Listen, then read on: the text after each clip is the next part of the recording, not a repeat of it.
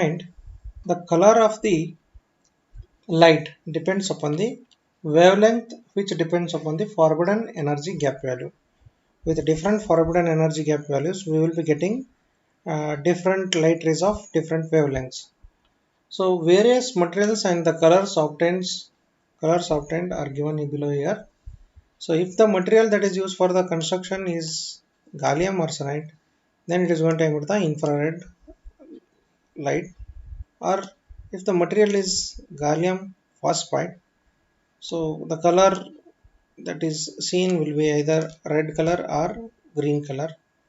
Or if it is of made up of gallium arsenide phosphide, the color emitted will be either red or yellow.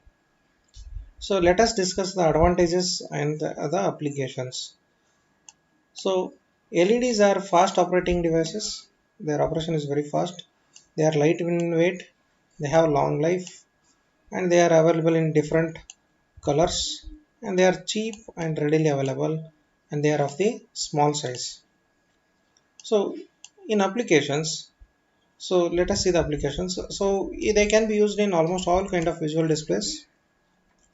So sometimes they are used to indicate, or they are used as an on-off indicator in various type of electronic circuits. So in your lab you have seen the digital trainer kit. So in the digital trainer kit, the output is indicated by either lighting the LED on or off. If the LED is on, it is treated as 1, or if it is, and vice versa. So here they are used in optocouplers as well. So optocouplers, as you have seen that optocouplers are nothing but they are available in the packaged IC format. So which was a combination of light emitter and light sensor. The light emitter will be an LED, and infrared LEDs are used in remote controls or burglar alarms, and they are used in advertisement ports, commercial advertisement ports, and they are used in solid state video displays as well. Okay. So next one is the LED bulbs. A single LED might not be uh, treated as a source of light energy, because the light output of a single LED may not be sufficient to use it as a light source. So I cannot use a single LED as a light source. So that's why I should use the bunch of LEDs, or the multiple LEDs are used along with the reflector and lens. So they can be used as a light source, or the unit is referred as lamp or bulb. So obviously the LEDs requires DC supply for their operation. So here remember, so since they are for their operation they require DC supply, but from the wall socket we will be getting an AC supply. So we cannot directly plug in the LED bulbs to the wall socket. So there I need a converter. That converter should be able to convert the 230-volt AC supply into required DC supply, and such an unit is referred as rectifier unit. So this rectifier unit along with its supporting circuit should be there in a LED bulb. This is the first requirement. And very next requirement is LEDs they are adversely affected due to their high temperature. For the prolonged use, after prolonged use, there might be a heat generated, or there might be an increase in the temperature in the LED bulbs. To dissipate this heat equally into atmosphere, we should use either heat sink or cooling fans. Heat sink or cooling fans. So in LED bulbs you will not be only seeing the bunch of LEDs. Along with these multiple LEDs, you will be seeing a rectifier in it, as well as you will be seeing the heat sink or cooling fans. So due to requirement of such low power, cool operation and longer life, LEDs are available in variety of shapes and sizes, and these are used in the form of strips, so which can be used as a decorative source, or which can be used as a decorative lamps in cupboards, or as a night lamps. Advantages. So they have the longer life of about 10,000 to 15,000 hours of operation. So their power consumption is very less and brightness is greater than any existing light technologies obviously, and maintenance cost is very low.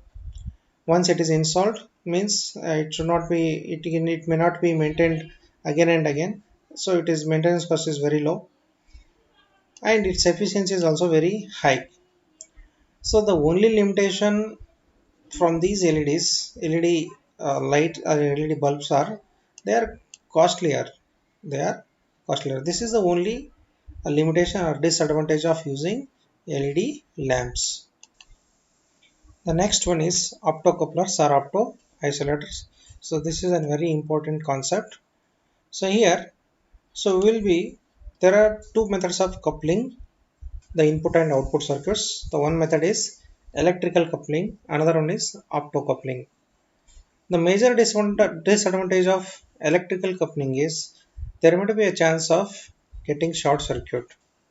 So to avoid such short circuits, so we will be preferring the optocoupling methods, and the devices are referred as optocouplers here or opto isolators. So these are available in the market in the integrated package format, means they are available in the IC package format.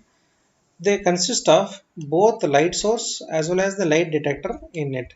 So it is an IC. So in this IC you will be seeing the light uh, source as well, or you can say light emitters as well as the light detectors or light sensors. Both will be available in the integrated package format. The LED unit, it acts as a light source. So as a source of light energy or the source of light emitter, I should use LED. Whereas the light detector or the light sensors, they can be photoresistor or they can be photodiode or they can be photo transistors. So here you can see in the circuit, this is the left circuit which is nothing but an input circuit, and here this is the right circuit which is nothing but the output circuit. So here the input is measured across the LED here and the output is observed or output is measured across the photodiode. So let us discuss here. So since the LED is acting as a source of light energy here, this LED is forward biased here. Remember, so whenever the LED is forward biased, then only it is going to emit the light energy, and the amount of intensity of the light emitted by the LED, it depends upon the forward current that is flowing through it. Means to say that it depends upon the V1 voltage here. So if we increase the V1 voltage, obviously the current I1 increases. So as the current I1 increases, the amount of intensity emitted by the or amount of intensity of the light rays emitted by the LED is going to increase. If this potential is decreased, obviously I1 value will decrease. The light rays emitted, the intensity of the light rays emitted by the LED is also decreased. So you can see here in the right circuit you will be seeing a photodiode. So as we see in the operation of photodiode, which works on the principle of photoconduction effect, and for their operation this photodiode should be always reverse bias. Here you can see the P type is connected to negative terminal of the battery and N type is connected through a resistor to with the positive terminal of the battery here. So this is reverse biased, and the current I2 will be very small. Initially, in absence of light energy, obviously current I2 will be very small because of the reverse biasing here. The current will be very small. These two circuits, the input and output circuits, are kept close to each other so that the light emitted by the LEDs, the light rays emitted by the LEDs are made to fall on the photodiode here, photodiode. So if we uh, apply KVL to the output circuit, the output voltage is V2, output voltage V out will be difference of the V2 and the drop across R2. You can see here V out is nothing but, if you apply KVL here, I can write like this. So this is, if you traverse in this way, so V2 is taken as positive and this drop is taken as negative, I2 into R2, and the V out also should be taken negative, V out, which is equal to 0. And if you rewrite this equation, V out will be equal to V2 minus I2 R2.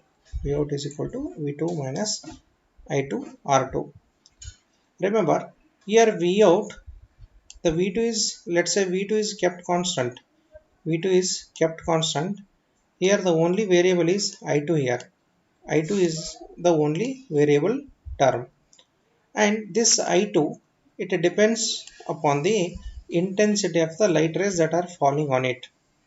If the intensity of light rays of LED by the LED, if the intensity is high in the sense, so obviously I2 is going to increase. If the intensity of the light rays emitted by the LED is less in the sense, I2 will decrease. Means to say that here the input circuit is controlling the output operation, or conversely you can say the output circuit or the output voltage V out, it is controlled by the current I1 that is flowing through the input circuit. If the current I1 is high, obviously the light rays emitted, the intensity of the light rays emitted by the LED will be high. Then this photodiode, in the through the photodiode, uh, I2 current, maximum I2 current will flow. So since there is a variation in the I2 here, obviously V out is going to vary, that we saw here. So here the only parameter in this equation that is going to change is I2, and this I2 is getting changed. This I2 is getting changed because of the variation in the I1. So I2 is directly proportional to the I1. So if I1 increases, I2 will also increase. If I1 in the input circuit decreases, the I2 also will decrease. So depending upon the, based on the I2 value, V out value also changes. So here I mean to say here, the output action was controlled by the input circuit, though they are not electrically coupled. How they are coupled? They are coupled optically. Optical in the sense, so they are kept close enough so that the light rays emitted by the LEDs are made to fall on the photodiode. I can say these two circuits, the input and output circuits, are optically coupled. Advantages: they provide, obviously they provide an electrical isolation between input and output. So this is the one method of coupling the input and output circuit, that is the electrical coupling. So in electrical coupling, normally there is a chance of getting short circuit. So to avoid this, so this is going to provide an optical isolation. So that's why they will provide an electrical isolation in the headboard. The response time is very small, hence they are very fast in action or operation. They are compact in light and light in weight. So as I told you, these are available in the integrated package format, or you can say IC package format. So they are very compact and light in weight. The bandwidth is also very large, and they provide a high degree of isolation or separation. Next is the solar cell. So it is a solid state device which converts light energy into electrical energy. But the thing is, they convert the electrical energy in the form of voltage. So they works on the principle of photovoltaic effect, or sometimes they are also referred as PV cells or photovoltaic cells. Here the solar cell generates an voltage proportional to the light incident on it. Okay.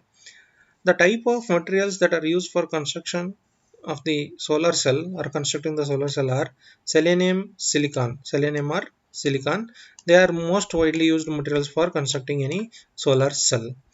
Let us see the construction. Here the figure shows the construction of solar cell and its symbol. The surface layer of p-type material. So here you can see the p-type material is deposited on the n-type of substrate, and this p-type of layer is extremely thin so that the light can easily penetrate penetrate to the junction. And two nickel plate rings are attached at the topmost terminal as well as at the bottom terminal, so which are nothing but one acts as the positive electrode, another act as the negative electrode. These two nickel plate rings you can see here with a black color, they are attached extremely at the top as well as at the bottom. One acts like a positive electrode, another acts like a negative electrode, and this entire portion is covered up with a transparent glass just to protect it from external environment. Whenever the light strikes the cell here, whenever light strikes the this depletion layer, or you can say this junction, so the photon energy is absorbed by the semiconductor material and the number of electron hole pairs are created at the junctions. So here at the junction, number of electron hole pairs are created, and these electron hole pairs, the created electron hole pairs, among them the holes they will move towards the p type of material, and the electrons they move towards the n type of material. This is due to internal field effect, as we can see. So whenever an p-n junction is formed here, so here we will be getting a immobile positive ion layer at the n side and a immobile negative ion layer at the p side. So here, since at the junction electron hole pairs are created, the electrons, since there is a negative immobile in here ion layer here, the electrons are pushed towards the n region, since there is a repulsion force provided by the negative immobile layer ion layer at the p type. Similarly, the holes that are created at the junction, they get a repulsion force from the positive immobile ion layers that are found at the towards the junction at the n type of material. Means to say that the holes will be collected at the p type material, and all the electrons that are created will be collected at the n type of material. These accumulations of the charge carriers at the p type and n type, so due to these accumulation of the charge carriers, so they acts like a electrode. One is nothing but positive electrode, another one acts like a negative electrode. And if you take an voltage, if the voltage is taken out from these terminal, that is nothing but Vout, which will be in proportion with the intensity of the light energy here. So if the light intensity is increased here, obviously Vout also will increase, and vice versa. Here some special type of materials like selenium and silicons are widely used. Next we see the applications. So these solar cells are sometimes they are also referred as PV cells. They found their applications, or they are used in satellites and space vehicles. They are used in automatic street lights, and they can be used as a power supply for calculators. Even in calculators, at the topmost you can see a mirror kind of a structure, which is nothing but a solar cell, which is nothing but an alternative source for the calculator, power source for the calculator. They can be used in emergency light. They are used for charging the batteries, as well as they can be used for any domestic purposes like water pumping and any other domestic purposes. And now the last concept is semiconductor laser. The word laser is an abbreviation of light amplification by stimulated emission of radiation. Semiconductor laser is also called as diode laser, and it uses electricity as a source of uh, light energy. It is a source of coherent electromagnetic waves. Coherent in the sense all the light particles will be of the single frequency, and they will be vibrating in the same phase. So ಎಲ್ಲ light particles ಎಲ್ಲ ತರದ್ದು frequency same ಇರುತ್ತಾ, ಎಲ್ಲಾನು ಒಂದೇ phase ನಾಗ vibrate ಆಗ್ತಿರ್ತಾವ. Coherent electromagnetic waves at infrared or light frequencies. So semiconductor laser, it uses a mirrored or reflective, or you can say resonant chamber. So this resonant chamber is going to force the emission of light waves at a single frequency. As I told you, coherent electromagnetic waves, in the sense the frequency will be same and of the same phase. They will be of the same phase. This is achieved. This is achieved with the help of resonant chamber here. Because of this resonance, semiconductor laser produces a narrow beam of light which is very sharp and intense and pure. It can produce visible light as well as invisible light like infrared, or visible light of different colors like red, green and yellow. If you see the construction here, so here some special type of materials like gallium arsenide that are used to construct the n type and p type of layer. Here you can see the p type layer is formed on the n type of material, and the top and the bottom faces, has the metal contacts to pass the current through them, and so as we see that they use the electricity as the source of energy to emit the light. So means the current is flown from top to bottom through these metallic contacts, and the front and the back faces. Let's say this is the front face, and this is the back face. They are polished to constitute the resonant chamber. As I told you, to get a coherent light beam, so it should be subjected to a continuous reflections. To have the continuous reflections, we should have a resonant chamber. That resonant chamber is formed by polishing the uh, front and back faces here.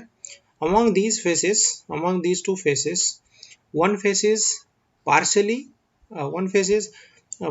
polished, or you can say one face is lightly polished, or you can say this is lightly reflective, and another another face is polished to an higher extent, or you can say this is highly polished, and this is more reflective.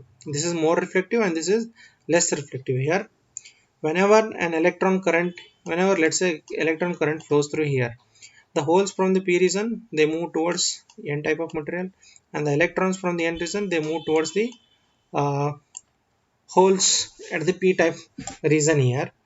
So now the recombination takes place. Unlike LED, as we know that in LED we have discussed that, so there will be two.